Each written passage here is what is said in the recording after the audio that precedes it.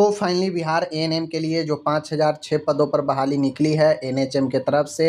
अभी तो आप लोगों को पता है अब चुनाव का सरगर्मी चढ़ गया है बिहार में, तो अब तो एग्ज़ाम होना मुश्किल है, नहीं हो पाएगा एग्ज़ाम, चुनाव के बाद ही होगा। तो आप लोग जो है ठंडाइए मत, शांत मत होइए, पढ़ाई कंटिन्यू रखिए। एक बात आप लोग मान कर चल लीजिए कि मेहनत जो जारी रखता है उसी को नौकरी होता है, जो मेहनत को बीच में छोड़ देता है, जो मेहनत को अधूरा रखता है उसको मुश्किल हो जाता है। तो इसी में से जो कैंडिडेट कंटिन्यू पढ़ाई करती रहेंगी उनको जॉब होगा लास्ट लास्ट तक। जो पढ़ाई छोड़ देंगी इस भरोसे कि कब होगा नहीं होगा, तो उन लोगों के लिए फिर मुश्किल हो जाता है। ठीक है, चलिए शुरू करते हैं आज का 50वां नंबर का यह वीडियो। और देखिए देखते देखते मैंने 50 वीडियो के पास में आ गया। तो अगर कंटिन्यू जो कर रहे हैं उनको, जो कंटिन्यू देख रहे हैं उनको तो पता है कि मैं कितना सारा प्रश्न करा चुका हूं। चलिए आज हम शुरू करते हैं। नर्सिंग क्या है? नर्सिंग क्या है? नर्सिंग एक रोगी की देखभाल की विज्ञान और कला है। नर्सिंग एक नर्स के द्वारा किया गया कार्य होता है। ठीक है, नर्सिंग को हम विज्ञान और कला इसीलिए कहते हैं क्योंकि मैं आपको ये डिटेल्स में भी पढ़ा चुका हूँ, जाकर आप नर्सिंग ज्ञान पर देख सकते हैं। आगे है यहाँ पे नर्सिंग प्रोफेशन का उद्देश्य क्या होता है, नर्सिंग व्यवसाय का उद्देश्य क्या है। तो भाई नर्सिंग का उद्देश्य यही ना है कि स्वास्थ्य की रक्षा करना, ठीक है, रोगी के स्वास्थ्य की रक्षा करना, रोगी के स्वास्थ्य में सुधार करना और पुनर्वास में मदद करना। ठीक है, नर्सिंग प्रोसेस के कितने चरण होते हैं? टोटल 5 चरण होते हैं नर्सिंग प्रोसेस के। पहला आकलन, निदान, योजना, कार्यान्वयन और मूल्यांकन। ठीक है, assessment, diagnosis, planning, implementation and ऐसे जो है इवेल्युएशन, 5 स्टेप होता है। आगे है आकलन में क्या किया जाता है? तो आकलन में रोगी की जानकारी और स्थिति इकट्ठा किया जाता है, पहला स्टेप होता है। दूसरा स्टेप डायग्नोसिस होता है, जहाँ पे समस्या की पहचान की जाती है कि वास्तव में मरीज के अंदर क्या प्रॉब्लम है। ठीक है, तीसरा होता है नर्सिंग योजना में। तो योजना में जो हम पहचान करते हैं क्या समस्या है, तो उसके लक्ष्य को निर्धारित करते हैं, योजना बनाते हैं। ठीक है, प्लान करते हैं। उसके बाद दूसरा स्टेप में होता है इम्प्लीमेशन, जो हमने योजना बनाया है उस योजना को लागू चौथा स्टेप में करते हैं, देखभाल शुरू करते हैं, वही क्रियान्वयन होता है। पांचवा इवैल्यूएशन होता है। इवैल्यूएशन इसलिए आवश्यक होता है क्योंकि हम कोई भी काम करते हैं तो उसका रिजल्ट क्या रहा, रिजल्ट को चेक करने के लिए इवैल्यूएट करना आवश्यक होता है। ठीक है, आगे है होलिस्टिक नर्सिंग क्या होता है? तो होलिस्टिक नर्सिंग का मतलब होता है संपूर्ण देखभाल। ठीक है, रोगी के शारीरिक, मानसिक, सामाजिक, आध्यात्मिक पहलुओं का समग्र ध्यान रखना, यानी एक मरीज के संपूर्ण तरह के देखभाल को होलिस्टिक केयर कहते हैं। ठीक है, आगे है नर्सिंग थ्योरी क्या है? तो नर्सिंग की वैज्ञानिक सिद्धांतों का एक समूह होता है। नर्सिंग थ्योरी जो होता है यह एक वैज्ञानिक जो भी प्रिंसिपल है उसका एक ग्रुप होता है। बहुत सारे नर्सिंग के भी क्षेत्र में बहुत सारे जो है आपको, बहुत सारे जो है साइंटिस्ट, बहुत सारे थ्योरिस्ट जो थे उन्होंने अपने अपने थ्योरी दिया और यही सब जो है नर्सिंग थ्योरी कहलाता है। ठीक है, ओरम की सेल्फ केयर प्रिंसिपल, ओरम की सेल्फ केयर थ्योरी क्या है? तो ओरम का सेल्फ केयर थ्योरी कहता है कि रोगी को अपनी देखभाल करने में सहायता देना है। सेल्फ केयर सिद्धांत, सेल्फ केयर मतलब स्वयं की देखभाल करने में सहायता देना, यह ओरम का प्रिंसिपल कहता है। ठीक है ना, आगे है नर्सिंग में संचार का क्या महत्व है, नर्सिंग में कम्युनिकेशन का क्या इम्पोर्टेंस है? तो कम्युनिकेशन का इम्पोर्टेंस ये है कि रोगी और नर्स के बीच विश्वास बढ़ाना, समझ बनाना। ठीक है, पेशेंट और स्टाफ के बीच जो है कोऑर्डिनेशन मजबूत करने के लिए भी संचार आवश्यक होता है। ठीक है, डॉक्टर नर्स के बीच कम्युनिकेशन महत्वपूर्ण होता है समझदारी के लिए। आगे है रोगी की कॉन्फिडेंशियल क्यों ज़रूरी है, रोगी की गोपनीयता प्राइवेसी क्यों ज़रूरी है? तो निजता और सम्मान बनाए रखने के लिए किसी भी व्यक्ति का निजता काफ़ी महत्वपूर्ण होता है, उसका सम्मान काफ़ी महत्वपूर्ण होता है, इसलिए प्राइवेसी ज़रूरी होता है। ठीक है, आगे है सकारात्मक चिकित्सा संबंध क्या है? पॉजिटिव मेडिकल रिलेशनशिप, सकारात्मक चिकित्सा संबंध क्या है? तो रोगी और नर्स के बीच सहयोग और समझ का रिश्ता। ठीक है ना, सकारात्मक चिकित्सा संबंध जो होता है यह रोगी और नर्स के बीच सहयोग और समझ का एक रास्ता होता है, रिश्ता होता है, जहाँ पे पॉजिटिव रिलेशन से नर्स और रोगी के बीच एक अच्छा समझदारी का रिश्ता बनता है, सहयोग का रिश्ता बनता है। ओके। स्ट्रेस का नर्सिंग में क्या मतलब है? तो स्ट्रेस का मतलब होता है तनाव। तो रोगी या नर्स के मानसिक दबाव से रिलेटेड है। स्ट्रेस जब व्यक्ति के अंदर होता है तो वो उसे मानसिक दबाव कहते हैं, मन पर दबाव पड़ता है। ओके।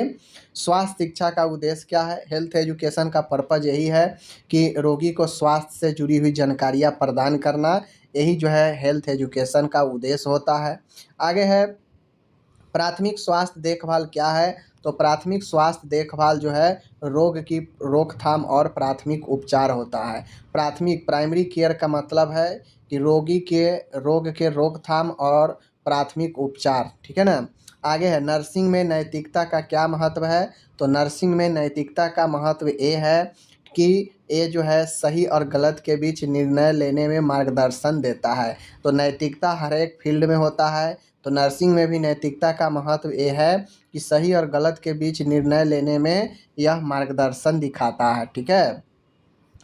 नर्सिंग में जवाबदेही जवाबदेही अकाउंटेबिलिटी क्या है? तो नर्सिंग में अकाउंटेबिलिटी का मतलब होता है कि अपने कार्यों के लिए जिम्मेदार होना, यानी कोई नर्स अपनी कार्य को किसी दूसरे पर न थोप दे, किसी दूसरे को न जो है सौंप दे। तो इसके लिए अकाउंटेबिलिटी नर्सिंग में जवाबदेही को बताता है, जिसमें अपने कार्यों के लिए जिम्मेदार होते हैं जो भी स्टाफ है, नर्स है। ठीक है। नर्सिंग में जिम्मेदारी रिस्पॉन्सिबिलिटी क्या होती है? तो कार्यों को सही ढंग से करना, यह रिस्पॉन्सिबिलिटी को दिखाता है कि आपका ये रिस्पॉन्सिबिलिटी है, तो आप इस कार्य को अच्छे ढंग से कर सकें।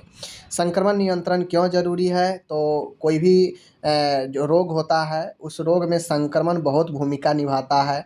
तो संक्रमण फैलने से रोकने के लिए संक्रमण का नियंत्रण करना काफ़ी ज़रूरी है। आगे है हाथ धोने का सही तरीका क्या है? तो साबुन और पानी से कम 20 सेकेंड तक हाथ धोना चाहिए, और वैसे ये 20 से 30 सेकेंड इसका टाइम जो है माना जाता है। ओके।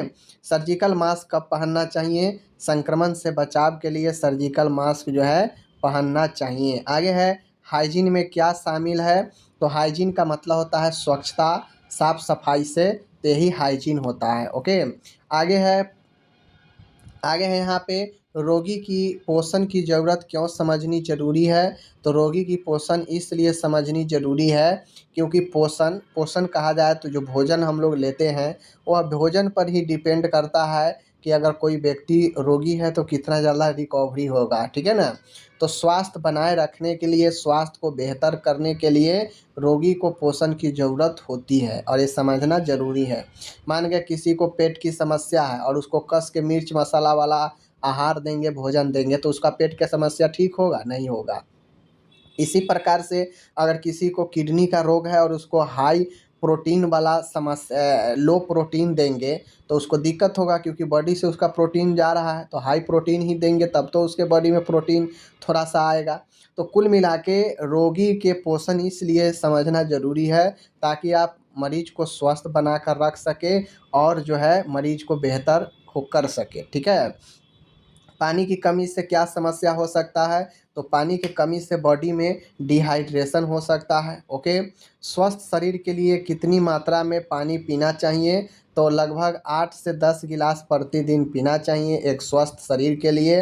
रक्तचाप का जो लेवल होता है 120/80 mm/Hg होता है, लेकिन मैं बात करूँ 140/90, इससे इससे ऊपर चला जाता है तो यह जो है आपको मैं बता दूं यहाँ पे, तो यहाँ पे जो रक्तचाप होता है नॉर्मल तो इतना होता है, लेकिन 140/90 इससे इतना या इससे ज़्यादा हो जाए तो फिर ये जो है आपका प्री हाइपरटेंशन में आ जाता है और डॉक्टर से संपर्क करना चाहिए। ठीक है, ध्यान रखिएगा।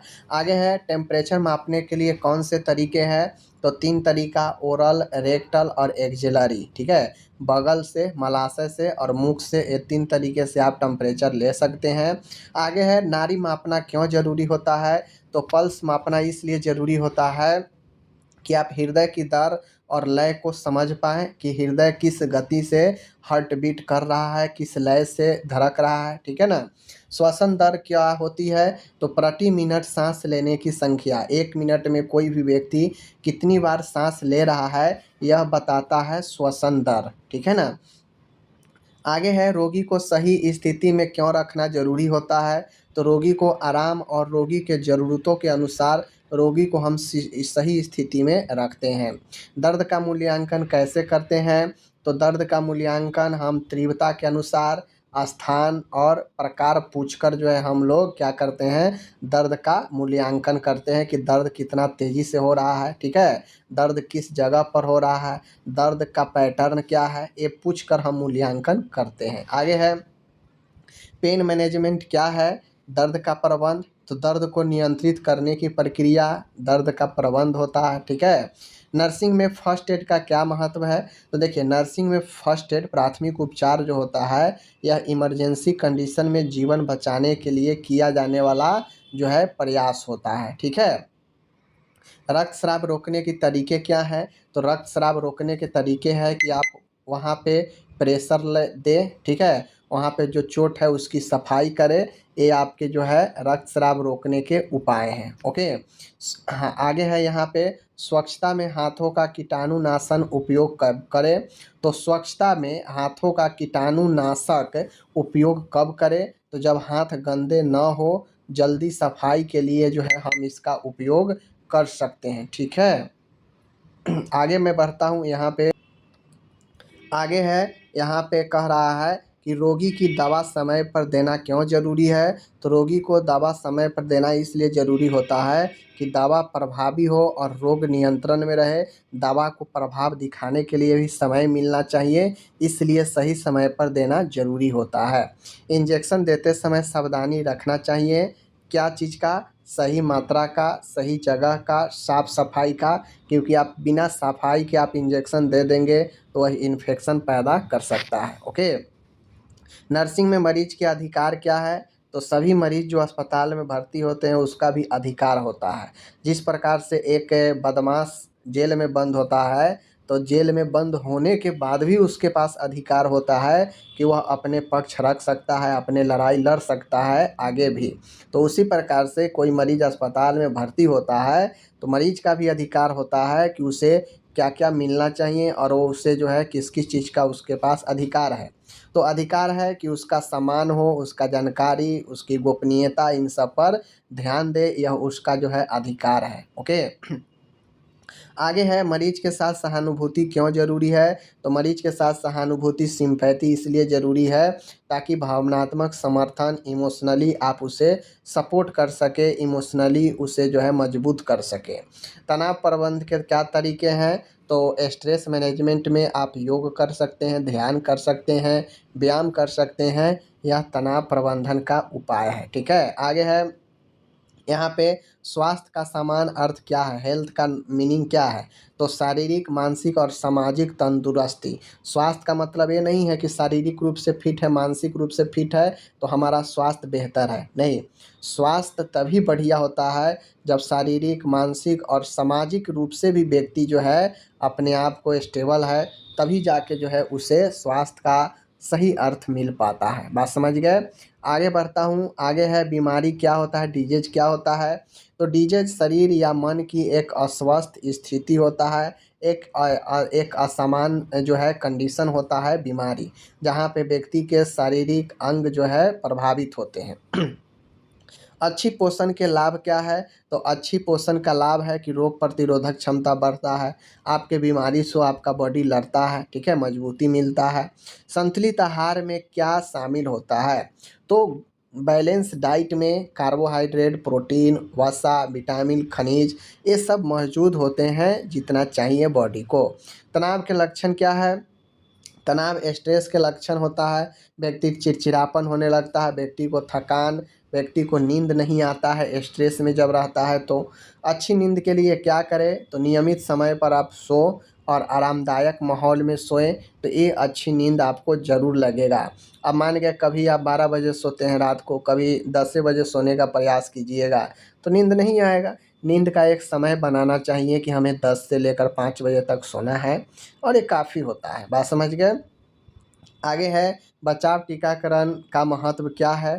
तो प्रिवेंटिव इम्यूनाइजेशन का महत्व ये है कि यह रोगों से सुरक्षा देता है, रोगों को रोकथाम करता है। तो इस प्रकार से मैंने आपको आज क्वेश्चन कराया। बाकी हम लोग फिर से नेक्स्ट वीडियो में देखेंगे और आपको उम्मीद है कि जैसे जैसे क्वेश्चन और आगे की तरफ बढ़ते जाएगा, क्वेश्चन का लेवल भी बढ़ेगा और आपको पढ़ने में और ज़्यादा मज़ा भी आएगा। तो चलिए मिलते हैं नेक्स्ट वीडियो के साथ। तब तक आप सभी चैनल पे नए थे तो सब्सक्राइब कर सकते हैं, शेयर कर सकते हैं सारे ग्रुप में। धन्यवाद।